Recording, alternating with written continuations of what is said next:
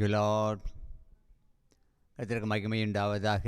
மீண்டும் ஒரு இசை உங்களை சந்திக்க அடியேனுக்கு வாய்ப்பு ஆண்டவர் கொடுத்ததுக்காக நான் கர்த்தரை ஸ்தோத்திரிக்கிறேன். இன்றைக்கு ஒரு வசனத்தை நம்ம பார்க்கலாமா? கர்த்தருக்கு மகிமை உண்டாவதாக. நேற்றைய தினத்தில் நம்ம பார்த்த வார்த்தைக்கு நம்முடைய ஆண்டவர் சரியான ஒரு பதிலை கொடுக்கிறார்.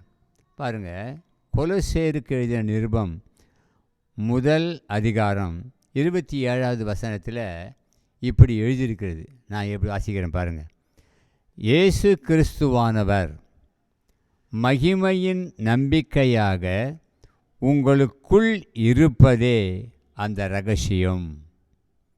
இயேசு அதிபதின்னு சொல்லிட்டுங்க ஐயா, அவர் எங்கே இருந்து எப்படி செய்வார் அப்படின்னு பார்க்குறீங்களா?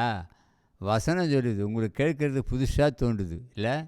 இயேசு கிறிஸ்துவானவர் மகிமையின் நம்பிக்கையாக உங்களுக்கு உள்ளே இருக்கிறாராம். உங்களுக்குள்ளே இருக்கிறார் என்பதே அந்த ரகசியம்.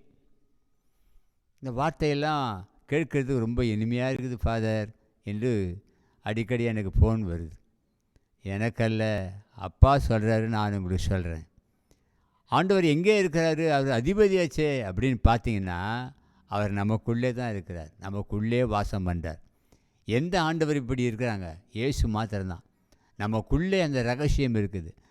அப்படியானால் நாம் என்ன செய்யணும்? ஆண்டவரே, நீங்கள் எங்களுக்குள்ளே வாசம் பண்ணுறீங்களே, வாய்க்கு செய்யுங்க, நிறைவேற்றுங்க அப்படின்னு சொல்லுங்க. கர்த்தர் நிச்சயமாக அவர் எழுந்து தட்டி எழுப்பி காரியங்களை கைகூடி வர பண்ணுவார். ஆமேன். சுவாசிக்கிறீங்களா? ஆமேன். கிறிஸ்துவானவர் இயேசு நமக்கு உள்ளே இருக்கிறார். சீக்ரெட், இது ரகசியம். நீங்கள் பாருங்கள், கண்டிப்பாக செய்யுங்க. கர்த்தர் உங்களை ஆசீர்வதிப்பாராக. ஆமேன்.